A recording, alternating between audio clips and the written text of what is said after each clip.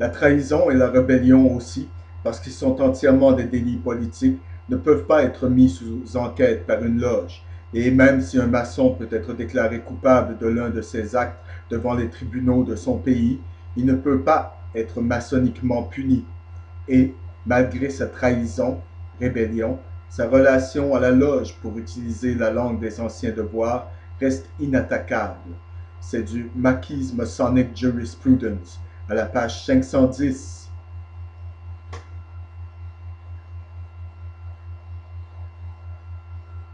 Vous avez compris ce que je viens de citer. Je cite, il n'y a pas de devoir enjoint davantage de force dans la maçonnerie que d'avertir un frère de danger imminent pour sa personne ou ses intérêts. Négliger cela constitue une violation positive d'obligation et détruit la demande de toute personne d'être un maçon. C'est du Morris Dictionary of Freemasonry, page numéro 325. Je cite, les pouvoirs et les privilèges du maître d'une loge sont en aucun cas limités en étendue. C'est à partir du Chase's Digest of Masonic Law, page 380. Je cite, en tant que président, le maître est doué de pouvoirs extraordinaires qui appartiennent à l'officier président d'aucune autre association.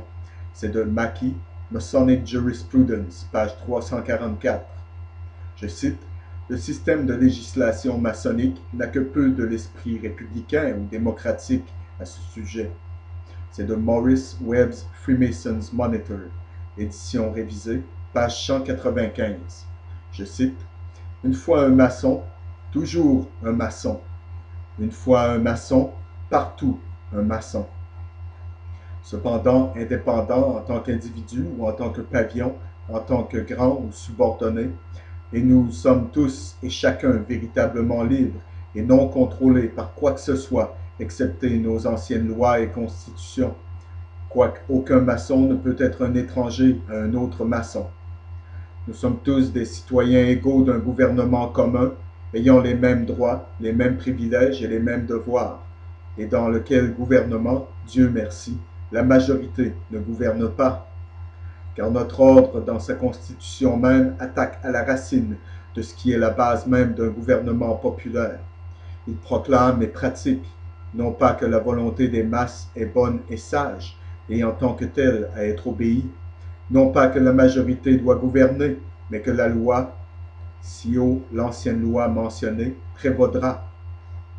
Notre principe est que non seulement aucun homme, mais aucun organisme d'hommes, néanmoins sage ou nombreux, peut changer, en n'importe quel degré, un seul point de repère de notre ancienne institution.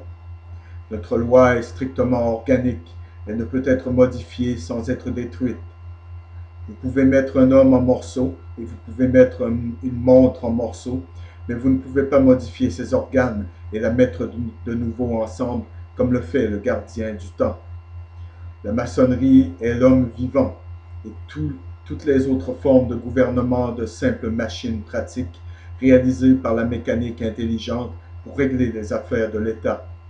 Non seulement nous ne connaissons pas de nord, pas de sud, pas d'est et pas d'ouest, mais nous ne connaissons aucun gouvernement, sauf le nôtre. À chaque gouvernement, sauf celui de maçonnerie, et à chacun et à tous pareil, nous sommes des étrangers.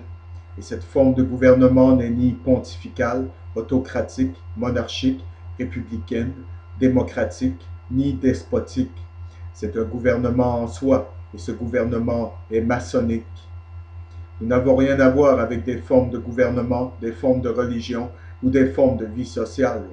Nous sommes une nation d'hommes seulement liés entre eux par des liens maçonniques en tant que citoyens du monde, et ce monde, le monde de la maçonnerie, frères pour l'autre partout dans le monde, étrangers à tout le monde à côté. Fin de la citation. Je cite, ce qui précède est une adresse maçonnique dans un résumé. C'est l'essence de la vie maçonnique comprimée. Cela est pris du Missouri's Grand Lodge Report pour 1867. Quel tableau remarquable de témoignages maçonniques! Et pourtant, la moitié n'a pas été dit. Je pourrais continuer presque indéfiniment, montrant sa nature infecte, traître et anti-républicaine, comme lisiblement dépeint dans ces extraits de publications maçonniques standards. Les phrases ci-dessus sont des citations complètes et non altérées. Elles sont concises et claires. Le langage en fait foi. Les supérieurs maçonniques n'argumentent jamais avec des subordonnés. Ils dictent. Pas étonnant qu'un membre des plus éminents admet ce qui suit. Je cite.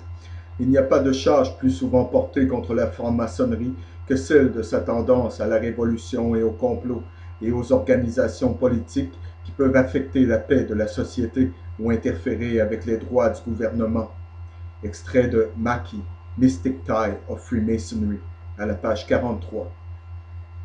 Rappelez-vous, mon ami Dover, que je ne parle pas des opinions personnelles de votre neveu sur la suprématie de la loge, ni ne dis ce qu'il devrait faire s'il devait constater que certaines des lois, assignations ou ordres de la loge devaient entrer en conflit avec ses fonctions pour le gouvernement, mais vous montre simplement que ce que la loge, selon ses auteurs classiques, revendique et ce que chaque maçon a juré d'accomplir.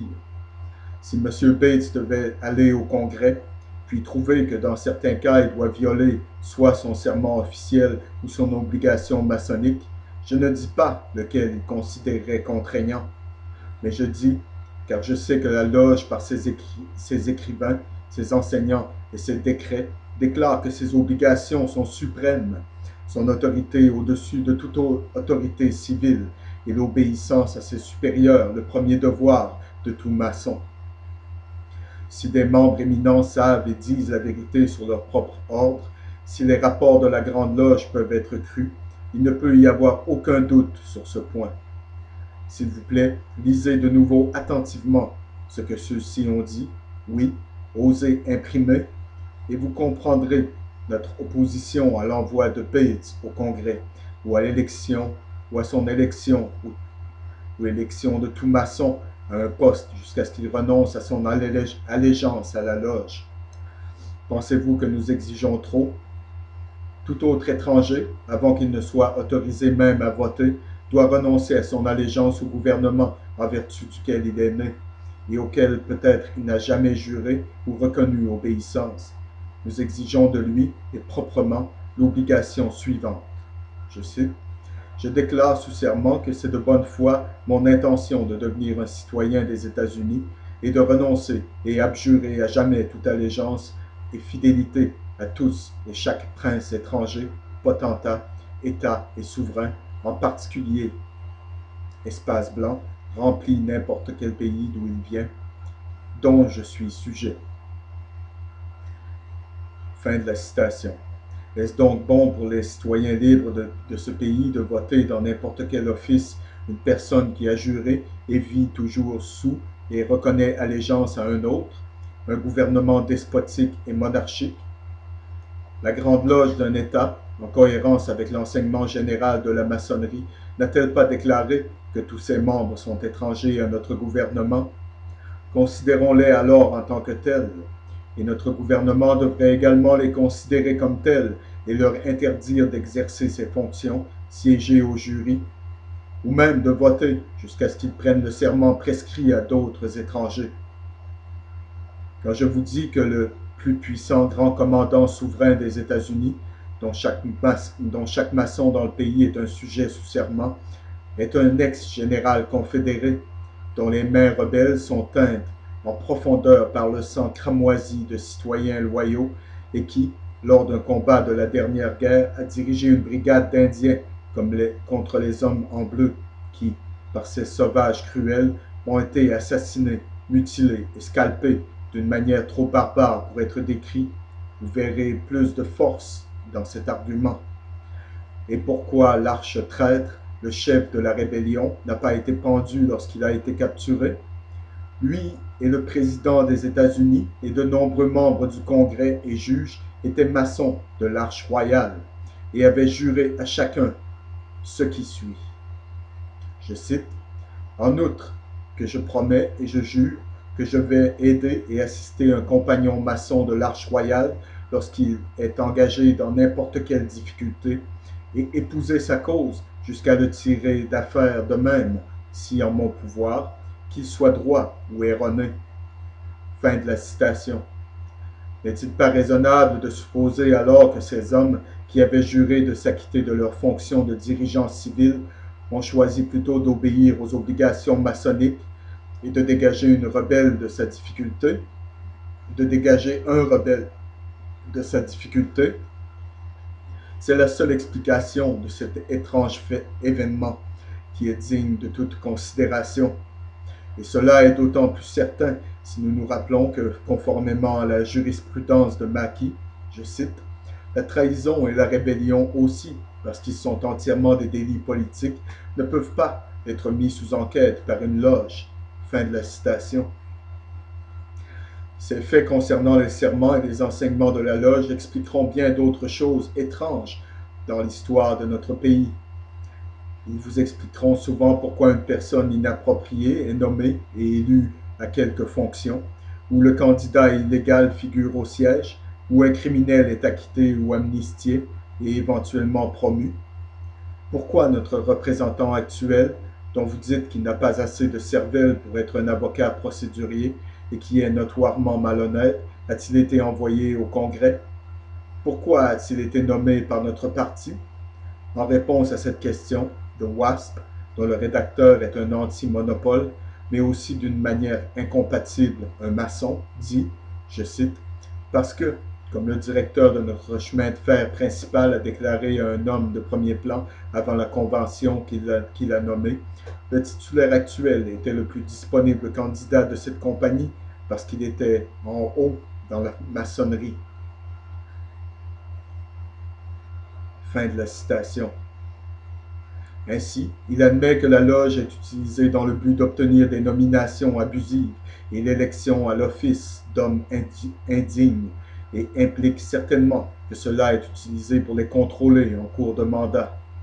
Donc, vous comprenez notre opposition à tout maçon allant au Congrès et notre seule objection à la nomination de M. Bates. La seule condition à laquelle nous allons lui donner notre appui solitaire et chaleureux, c'est qu'il aille devant le greffier de la Cour américaine et prenne le serment exigé de tous les étrangers, insérant le mot franc-maçonnerie dans l'espace blanc. Je vous ai donné librement et honnêtement une longue déclaration de cette affaire, mais s'il y a autre chose que vous désirez savoir, je serai heureux de répondre à vos demandes de renseignements. Je serai heureux de recevoir votre visite à tout moment. Amicalement, Warren Groves, N.R. Dover, Princeton.